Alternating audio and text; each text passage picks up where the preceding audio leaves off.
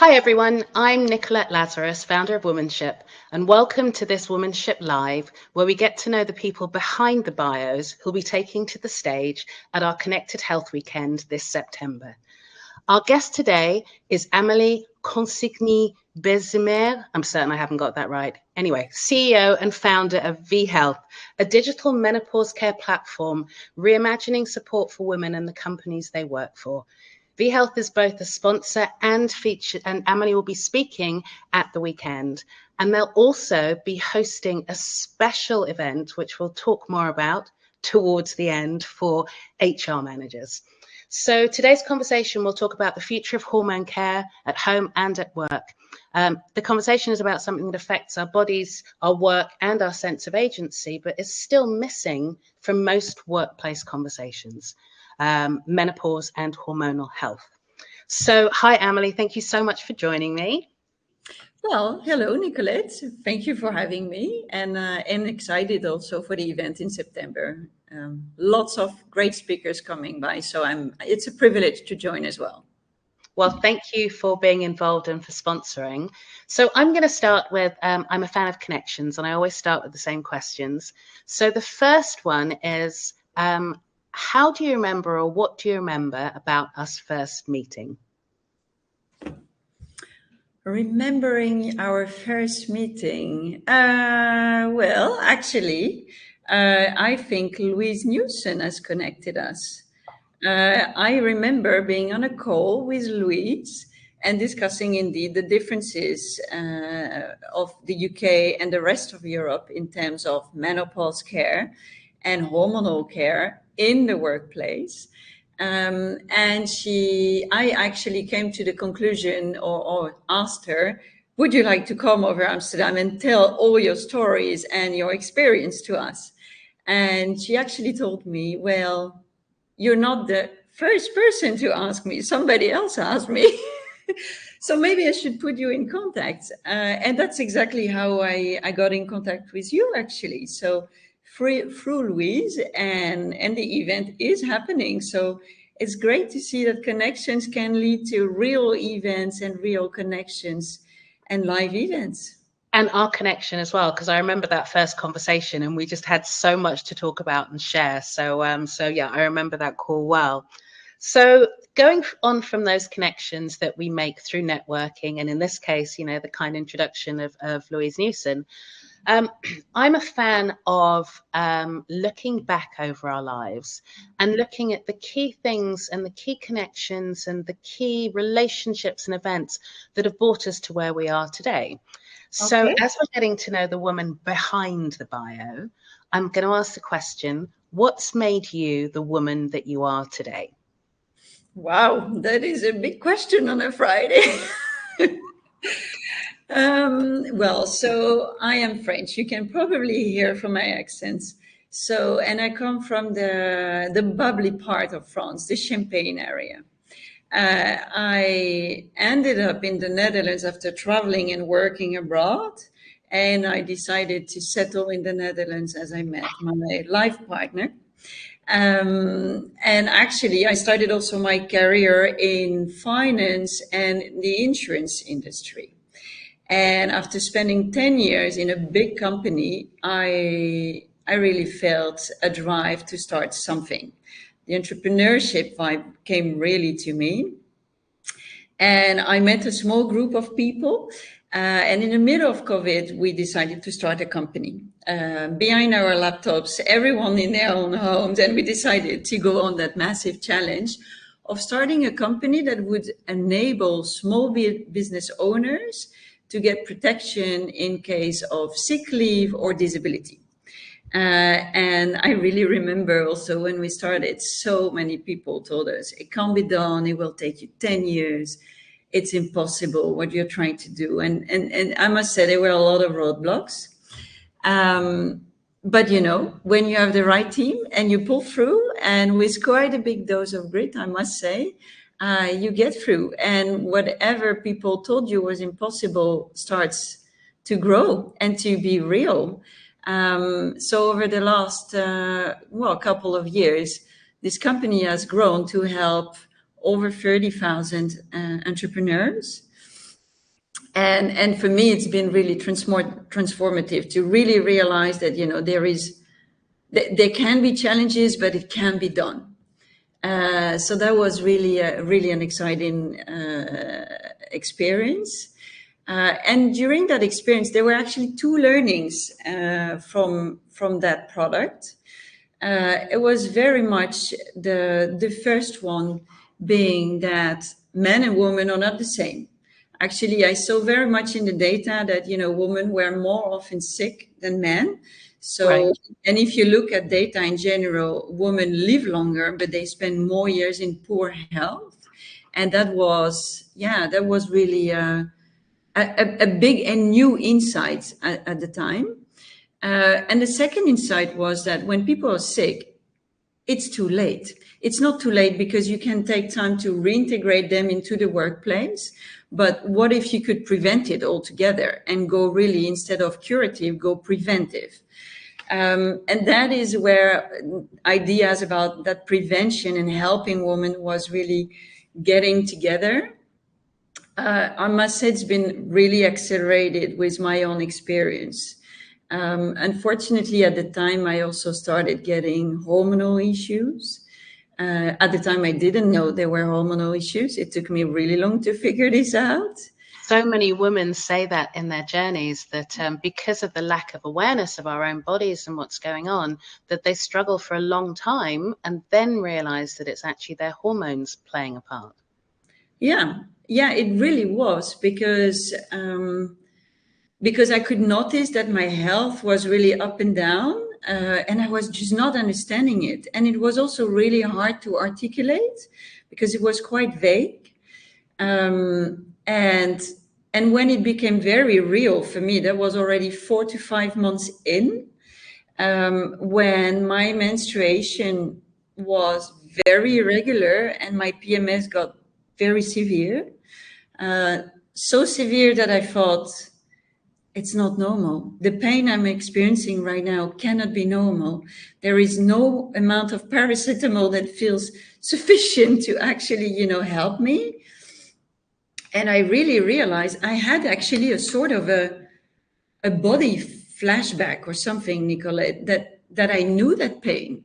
And I thought, this is the kind of pain I had during labor. Wow. And that's the moment I actually realized this is not normal. I need to ask for help. You know, like when I had this pain last time, I was surrounded with doctors. So how come I'm by myself struggling with this right now? So then I went to my GP, and unfortunately the help was not full. The understanding was maybe not at the best. So I went back and back. Unfortunately, those complaints were quite dismissed. And that went on actually for, about 10 months actually, until one day I was told that, you know, it was stress and probably stress was so high that the only decision was to probably stop working for a while and to just fully rest. And that was quite abrupt for me. I love my work. I love building teams and building products that help people. So I saw it coming, of course. In the course of 10 months, you just know your health. And you also know that your boundaries are really becoming closer and closer. But to accept to stop working in such an abrupt way was quite hard to accept. But frankly, it was also the only decision, I think. So that's what I did. And it got somewhat better. But I'll tell you, I think after 6 weeks, very quickly, I realized it cannot just be stress, because I feel extremely relaxed and I still have the complaints. So it was very clear to me that something else was going on. And then that's also when I decided to stop having the conversations with my GP and look for someone else. And that was quite difficult as well, and quite a lengthy process. It's quite interesting, I think, that, the number of GPs that we talk with and the number of women who say that it's not taken seriously by their GPs and the GPs don't know what it is. And I think there's a tendency to almost blame the GPs. But when you speak to them, you also find out how little training that they've had in women-related challenges. And if you ask them if they've had any training in perimenopause and menopause, they can hardly remember it. So there's no wonder there's a fault in the system, rather than with our GPs, who I think, we can blame. It's actually not their fault. No, it's totally true. I've done so much research on the topic since then. I think at the time I was upset because I was asking him to give me hypothesis to test, and he was very blank on it. He couldn't really help me, and that's also why I decided to look for someone that could help me. Yes. And I must say that was really hard as well in itself. The search was quite long. I literally Googled every woman's health expert in the Netherlands and in France. And then you end up in waiting list. And it's just so hard when you have these problems to hear that it might take months or years to get someone to help you. So I just kept going because I was not going to sit at home and just wait for it to come. And finally, I managed to get through. And I must say that made a big difference. When I started talking to the right person that really heard me, listened, and also told me, I will help you to identify the right hypothesis, to do the right test, I had a way forward. And it just felt so good to just get started on my own plan and understanding what is going on. And I already had quite a bit of hypothesis, and I knew that it could be a bit perimenopause. But she just helped me to really validate that and to get steps to get better. And from then, it just mentally, when you have an outlook, it helps so much. It's incredible. I think what makes me sad about that is knowing how determined you are and thinking of how many women will not have that determination and continue not feeling well and not at the top of their game because they're not being given the answers and accept that about themselves. And that makes me really sad. So tell me about the journey to V Health then. So how did that lead to V? So how did that lead to V? So actually, in that same period, V came to me in a way. So I didn't found V. I was a co-founder. Actually, V found me in that exact period. And you know this saying, when planets align, it felt it was just meant to be in a way, right? I mean, my professional path was exactly in that sector. And then my own experience kind of threw me at it. And then when you realize I am indeed very determined. So if I have a problem, I am going to fix this. But I realized that, and I told myself, how many women would have stopped along the way because they were told it was just stress or having young kids or having a full-time job. And I was just so determined not to have that for any other woman. So started at V. V was just started in the incubator of a large insurer. And they were very much looking also for someone to build a product, to build a team, to scale the company. And yeah, for me, it really felt meant, frankly. And the moment I started, it was just, maybe also the fact that it was exactly my own experience and that it resonated so deeply with me and it felt quite personal as well. So that is very much my motivation indeed. And today we work with many experts that share that ambition and that goal to help women. And it's just lovely to see that, there are many people that want to make a difference. And I want to cut that search that I struggled with, that was quite long. And that's very much where we want to make a difference. I love that. And I think that sense of purpose and passion when it feels personal actually just conveys itself in the work that you do. So can you tell us a little bit more about what the product offers?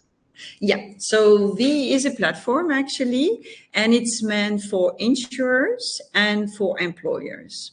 And what we do is basically an app to help women, first of all, understand where are you in your journey, what kind of symptoms do you have? And then based on these type of profiles and symptoms, we are on the basis of AI, we are leveraging AI to match you with the right content, to cut the search, and the right specialist. So you don't have to Google and call everyone as I did it, but actually just get it in the platform. And we do that so together with insurers, large insurers in the Netherlands and in Belgium, to really help their customers and their insureds to get the right care right away, instead of going back 20 times as I had to my GP and the saturated traditional healthcare system. But also with employers, because frankly, in my journey, did I have those conversations with my boss or my manager? Yes, I did. Were they helpful? Not really, frankly. And I don't blame anyone, because first of all, myself, I didn't have the data to actually explain it properly. And I think on his hand, he just didn't have the tools or the framework to understand and to comprehend. So that is exactly what we are trying to do. We are trying to help women in the workplace to have the tools, and their managers and the teams around them, to have those conversations and to also really regain the control over their health, and to make steps so that they are not stopped in their careers, and that they can really continue growing and developing. So why do you think menopause is missing from most sort of corporate well-being plans? Yeah, look, to me, it took me a year to figure out what even perimenopause was, Frank. Oh, sorry. No worries for that. It took me a year. For me, menopause would be like pension, right? It would happen to me in 20 years from now. I didn't have to worry about it. And what I find fascinating about menopause is that it's a universal transition. Every woman will go through. Not every woman will have complaints, but frankly, 9 out of 10 will. So I think we just didn't really realize. I think actually my mother generation was the first generation doing paid work next to unpaid work. And we've just not realized that workplaces needed to be reorganized to help women strive and grow. And until now, we've not felt the pain, but now it's very visible. The numbers are very clear, right? 35% of sick leave in that group is hormonally related, and it's actually menopause related. So the numbers are really massive. Yeah. And we need to reorganize. Today, we also see that only 2% of employers have a policy, and only 8% of them in the Netherlands do something about it. So a lot needs to happen. And I think a lot of employers want to do the right thing, but how to, who to involve, which interventions, how do we help women themselves? And that's exactly what V wants to do, actually, to really facilitate those tools, to have that transition. It's clear there's a significant impact for businesses when you mention those figures. And also, it's one of those things, I know a lot of women come to me because I'm kind of getting deeper and deeper into this area. And a lot of them have had corporate careers and been very successful in them and really loved them. And then all of a sudden come to a turning point and actually think they're burning out. And I've often said to them, maybe it's not burnout. Maybe you need to go and get your hormones checked, because that could be playing a part in terms of the way that you think and feel. Yeah, and this is super common. We get the question a lot, actually, and a lot of women get that sort of stamp, burnout. And only when using our platform, they come very quickly after and said, I've talked to my GP, I've talked to the occupational physician, so the company doctor. It never came up. But now that I'm on the platform and it's so clear to me what is happening, so can you please help me making steps and making a plan? And that is, you can really enable that transformation and helping women really get through. And it is also really important, because I don't think menopause should be feared. Not at all, actually. I think this is a moment of of strength, where you can really know your own boundaries and actually plan for yourself what is important. But you need to prepare it. You need to have the right information. You need to understand your body, and you need to understand and really feel what is going on with you. So that is really important. And so many women are leaving the workplace and corporate environments and Yeah. taking all their knowledge and experience with them, Yeah. which would be so useful for companies if it was retained and if they made it easier for women to be at work during this period of transformation. For sure. Actually, there are so many positive transition stories that we have, and from women really going through. When having the right support, actually, so much can happen. Really, in leadership, taking new roles, new responsibilities, mentoringship is really a big item as well. So really there can be so much beneficial. It can be so beneficial for the companies to really start a program to help women. And I think for women themselves, right, to be in a position of strength instead of a position of challenge. So that is really, really, the key to really support it. I must say, I think the most important part is to break the taboo and to have a very simple conversation about it. How do you really feel? What is going on right now? It really starts with honest conversations. And this really brings us into kind of a womanship area, because we know that a lot of women not feeling able to share what they're going through, whether it's menopause or anything else in their life, is often because of embarrassment or stigma around it, or feeling they are the only ones. So how much of the sort of absenteeism and burnout do you think is tied to this unspoken hormonal health issue? Well, out of the 35%, you already know that below 10% is actually willing to talk openly and proactively about it. So actually, we're just scratching the surface, frankly, and this is really just the tip of the iceberg. And we also know that actually those occupational or company doctors, they often provide the stamp of burnout before they look into hormones. If it was hormonally related or menopause related, they don't change their first stamp.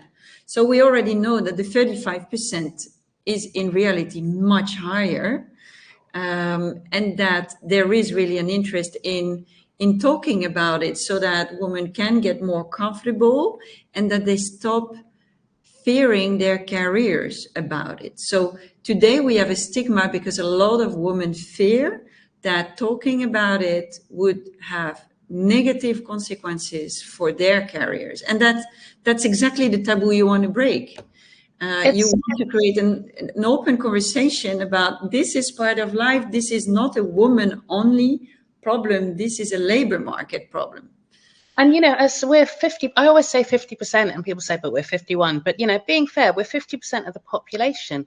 So much of what we go through, whether it's women going through pregnancy or trying to balance motherhood with a career, these are things that, and the amount of unpaid labor we do on top of the whole, you know, career issue. All of these things are pushed to one side so that the narrative is of a male one. And I think unless women start to come together and support each other in these situations as well, we're never going to come over it. Because I think one of the issues about talking about it is if you haven't had hormonal symptoms, let's say related to menopause, and another woman raises their hand and says, you know, I'm having serious problems, I think we have to get better at supporting other women, even if it's not our own experience. Yeah, and I think talking about it and role modeling, I think it's very important as well that somebody in a leadership position can actually, you know, put themselves in a vulnerable, somewhat vulnerable position. And it can be very empowering for other women to realize it's not just me, I'm not alone. And actually, you know, it happened to people that I look up to. So I think those role models are very important. And I see that happening more and more. And I really encourage those conversations to happen because it can very much take away the stigma of younger women to actually not only talk about it, but actually taking steps and realizing that this is not happening in 10 or 20 years from now. It could be happening to you now. And I think a lot of women don't realize that your hormones can start changing as young as 35.